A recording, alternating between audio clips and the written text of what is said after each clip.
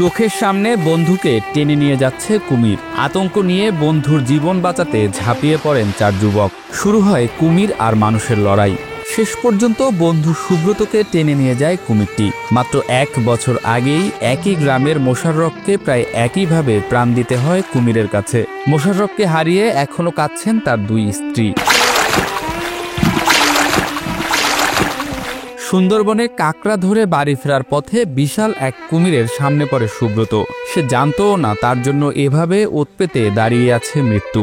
চোখের পলকে তাকে টেনে নিয়ে নদীতে হারিয়ে যায় কুমিরটি। ১৫-২০ মিনিট পরে দেখি যেখানে ওকে আমাদের সুব্রতকে ধরছে ওই সোজাসুজি নদীর অপোজিট পার, কিনার ছাড়া একটু মাঝে, দেখা গেলো ১০-১৫ হাত মাঝে ওকে নিয়ে ভেসে উঠছে। সুব্রত ওর মুখে, ও পুরো বডি ভাসায় যাচ্ছে কুমিরে, একটা পা ওর গালার ভিতর, আর সুব্রতর দেহ পুরো অচেতন অবস্থায় চিত হয়ে শুয়ে আছে। কুমিরের আক্রমণের সেই লোমহর্ষক বর্ণনা দিয়েছেন সুব্রতর বন্ধু। তারা সুন্দরবনে কাকড়া শিকার শেষে বাড়ি ফিরছিলেন। ৩০ তারিখে সকালবেলা আমরা একসাথে ৫ জন, ৮টা সাড়ে ৮টা এরকমই বাচ্চা আমাদের, যেহেতু একটু ভোরে যাইতে হয়। তো ৩০ তারিখে ওদিন আমরা পাশ করি, সুন্দরবনে পাশ করে আমরা ঢাংমারি নদী পার হয়ে সুন্দরবনে প্রবেশ করি। এটা আমরা নৌকার মাধ্যমে পার হই। তো সুন্দরবনের ভিতর থেকে আমরা কাকড়া খুঁটি। তো কাকড়া খোঁটার উদ্দেশ্যে আমরা যখন গেছি, প্রতিমধ্যে আমাদের করমজল নদী পার, যেটাই আসলে আমরা মাছ কাকড়া কিছুই মারি না। আমরা ওটা যাইতে গেলে পথে যদি একটা ব্রিজ বাঁধে, সাঁকো বাঁধে মতো পার হইতে হবে। আমরা করমজল পার হয়ে সাঁতরাই কিন্তু পার হই। তো পার হয়ে আমরা ওই পারে যাই, সারাদিন কাকড়া খোঁজাখুঁজির পরে আমরা যখন বিকেলবেলা চলে আসি, বিকেল আনুমানিক ৪টা, সাড়ে ৩টা, ৪টা হলো, সাড়ে ৪টা, ওই সময় তো আর একজাক্ট ঘড়ি আমরা দেখি নাই। যখন আমরা বাড়ি ফেরার পথে ওই করমজলটা পার হই, তো করমজল পার হওয়ার সময় আমরা সবাই নামছি। সুব্রত ছিল আমাদের সবার পিছনে থাকাতে আমাদের ৪ জনকে ওভারটেক করে সুব্রতকে কিন্তু কুমির আক্রমণ করে। কুমির যখন আক্রমণ করে ওখানে একটা পানির একটা ঝটকা তো লাগে। ঝটকা লাগলে কিন্তু আমরা সবাই আতঙ্কগ্রস্ত হয়ে যাই। হওয়ার সাথে সাথে ও ছিল আমার সাইডেই, আমি ওকে থাবা দিয়ে কিন্তু ধরি। থাবা দিয়ে ওর এই ঘাড়ের একটা জার্সি টাইপের গেঞ্জি গাছ আসলো, ওটা আমি ধরি। ধরার পরে কুমিরের তো ওখানে শক্তি অনেক, আর সুব্রত আবার থাবা দিয়ে ধরাচ্ছে। আমার পাশে স্বপন ছিল, স্বপনের ঘাড়ে একটা ব্যাগ ছিল, কাকড়া যেটা নিয়ে আসি ওই ব্যাগটা ধরলে স্বপনও কিন্তু ওর হাতটা টেনে ধরে। টেনে ধরাধরিতে এক পর্যায়ে আমার হাত থেকে সুব্রত ছাড়াই যায়, তখন আমি স্বপনকে ধরি আর এক হাত দিয়ে হচ্ছে কিনারে একটা গাছ ঝাপতে ধরি। এভাবে কিছুক্ষণ বেশ কিছু আমরা টানাটানি করছি। সোহেল ছিল, সোহেল আবার কিন্তু ওকে ধরে কুমিরের মাথার উপরে লাফালাফি করছে, ওর মাথার উপর লাফ দিছে, ওকে সহ ২-৩টা পাল্টিও খাইছে সোহেল। তো খাওয়ার পরে এর এক পর্যায়ে এসে দেখা গেলো যে আমরা তো কেউ পায়ে আমাদের মাটি ছিল না, জোয়ার ভরা ছিল, অনেক পানি। তো আমাদের যখন পায়ে মাটি না পাবে তখন তো আমরা জোর একটু কম পাবো, কুমিরের সাথে তো আমরা পারবো না। এক পর্যায়ে আমার এবং স্বপনের হাত দিয়েও ছুটে যায়, শুধু সোহেলের হাতেই ছিল। তো প্রায় ২০ থেকে ৩০ সেকেন্ড পরে সোহেল সহ ডুব দিছে। তো সোহেল সহ যখন ডুব দিছে, হয়তো ১৫-২০ কি ৩০ সেকেন্ড এরকম আনুমানিক একটা টাইম পরে আমি দেখি সোহেল প্রায় ৫ থেকে ৬ হাত দূরে সোহেল ভেসে উঠছে। ভেসে তো বলতেছে ওকে রাখতে পারি, তাই নিয়ে গেছে। তো তখন একজন যেহেতু আহত হয়েছে, আক্রমণ মন করছে একজনকে, বাকি লোক তো সেফটিতে উঠতে হবে। সেই হিসেবে সোহেলকে টান দিয়ে আমরা উপরে উঠি। উপরে উঠে তো আমরা ওই জায়গায় পানিতে বাড়োবাড়ি করতেছিলাম, যা দিয়েই পারি পানিতে শব্দ করতেছিলাম, দেখি কোনো কায়দায় পাওয়া যায় কিনা। কিছুক্ষণ পরেই সুব্রতর বন্ধুরা দেখতে পান নদীর অপর পারে সুব্রতকে মুখে নিয়েই ভেসে উঠেছে কুমিরটি। একদিকে সুব্রতর সাথে থাকা বাকি ৪ জনের চোখে মুখে আতঙ্ক, অন্যদিকে সুব্রতকে বাঁচাতে না পারলেও অন্তত কুমিরের মুখ থেকে তার মৃতদেহ ছিনিয়ে আনার চেষ্টা। ওই সময় তো আমরা চেষ্টা করলেও আমাদের আর কোনো কিছু করার নাই, যেহেতু পানির ভিতরে ওকে ধরছে, ওখানে তো আর নদীর সাথে যেহেতু কোনো কিছু করা সম্ভব। তারপর ওইভাবে ভাসতেছে, আমরাও কিনার দিয়ে হাঁটতেছি। যে সময় ধরছে ওই সময় জোয়ার ছিল, জোয়ারেও কিন্তু ওকে নিয়ে উজানে ভাসতেছে, নদীর গোড়ার দিকে বের হয়ে যাচ্ছে। ও আমার কাছে একটা ফোন ছিল, ওই ফোন দিয়ে ফোনটা পানিতে, যেহেতু আমরা সবাই পানিতে ডুবোডুবি করছি, তো ফোন কিন্তু আর ভিজে গেছে। তো ফোনটা মুছে প্রায় একটু শুকাই নিয়ে আমরা চেষ্টা করছি কাউকে কল দেওয়ার জন্য। তো উপরওয়ালা সবাই ছিল বেজায়, পানি ঢোকার পরও একটাবারই ফোন ওপেন হয়েছে, ডিসপ্লে নষ্ট হয়ে গেছে। আন্দাজের উপর আর কি ফোন দেওয়া হয়েছে, সেটা দিতে সুব্রতর কাকা, উনি এসে কাঁকড়ার ব্যবসা করে, আমাদের এই যাবতীয় কাঁকড়াগুলো নিয়ে আসতে ওর কাছে বিক্রি করি। তোকে ফোন দিয়ে বললাম যে এই অবস্থা, দেখো লোকজন পাঠাও, ফরেস্টকে জানাও এই কোনো সহায়তা আসে কিনা। ও এলাকায় খবর দিল, এলাকা থেকে লোকজন গেল, আর করমজলের যে আর কি ওসি সাহেব, ওনাকে ফোন দিয়ে জানানো করে, উনিও কিন্তু একটা ট্রলার নিয়ে আর কি উদ্ধার কাজে চলে আসলো।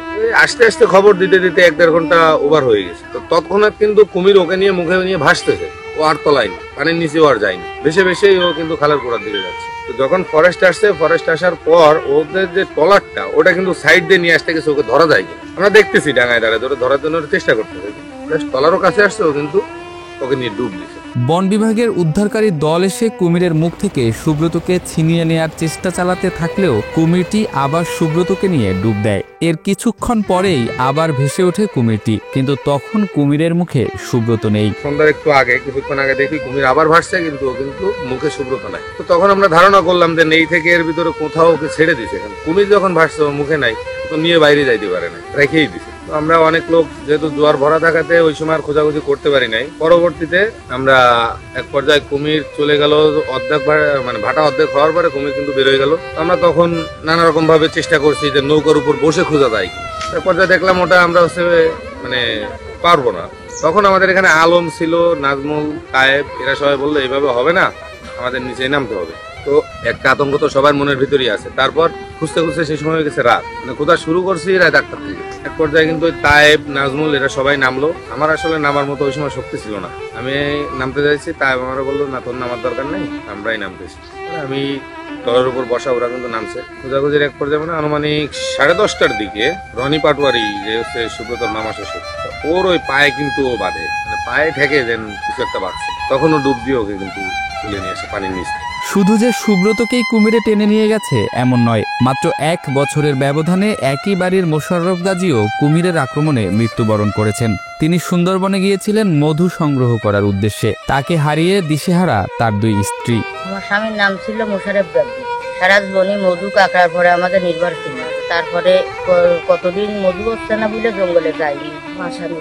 তারপরে শুক্রবারের দিন গেছে, ঘরে কিছু নেই, শুক্রবারের দিন গেছে, তারে কুমিরি নিয়ে গেছে। তারপরে সবাই মিশে গুছে গিরামালারা ডুবো ডাবায় তারে লাশ উদ্ধার করেছে। আমরা কোনো সাহায্য সহযোগিতা এই পর্যন্ত কিছু পাইনি। সুব্রতকে হারিয়ে তার সন্তান সম্ভবা স্ত্রীর মাথায় আকাশ ভেঙে পড়েছে। তাদের পরিবারে উপার্জনক্ষম আর কেউ নেই। যে সন্তানের পিতা হবার জন্য 7 বছর ধরে অপেক্ষা করেছেন সুব্রত, সেই সন্তানের মুখ না দেখেই কুমিরের আক্রমণে প্রাণ হারাতে হলো। আমার 7 বছর কোনো সন্তান দিয়ে না, আমার এই 4 মাস 4.5 মাস চলতেছে আমার বাচ্চাটা আছে, কিন্তু আমার বাচ্চাটা তার বাবা বলে ডাকতেও পারতেছে না, ডাকতে পারবে না ভবিষ্যতে, আর সে তো নেই পৃথিবীতে। অনেক খুশি ছিল সে, অনেক মানুষে তার কাছে মিষ্টি খেতে চাইছে। সে, আমার কাছে কোনো টাকা পয়সা ছিল না, আমাদের তো অভাব যাচ্ছিল। সে বলছিল যে আমি ইনকাম করে নিয়ে আমি সবাইকে মিষ্টি খাওয়াবো, কারণ 7 বছর পরে এসে আমরা অনেকে ডাক্তার দেখাইছি, সবাই বলতেছে কি যে হবে, অনেক দেরিতে হবে। কিন্তু সেই সুখবরটা যে এত তাড়াতাড়ি আসবে আমরা জানতাম না। 7টা বছর পরে আমাদের এই সুখবরটা আসছে। তারপরে সে জানার হয়তো এই 2 সপ্তাহ আগে সে জানছে, আর এই পরের সপ্তাহে সে মারা গেছে, কুমিরে নিয়ে গেছে।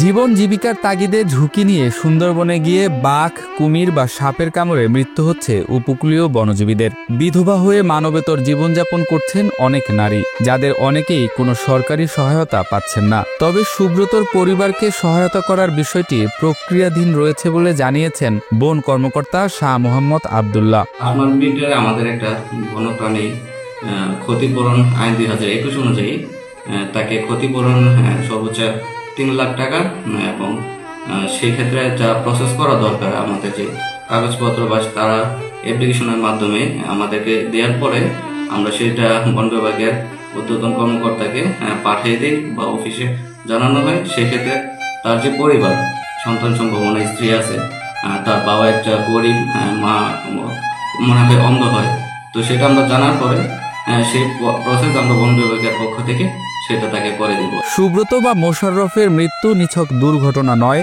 এটি সুন্দরবনের বনজীবীদের প্রতিদিনের অনিশ্চিত জীবনযুদ্ধের প্রতীক। সুন্দরবন সংলগ্ন বাসিন্দাদের জীবন জীবিকার জন্য বিকল্প কর্মসংস্থান তৈরি করা জরুরি বলে মনে করছেন স্থানীয়রা।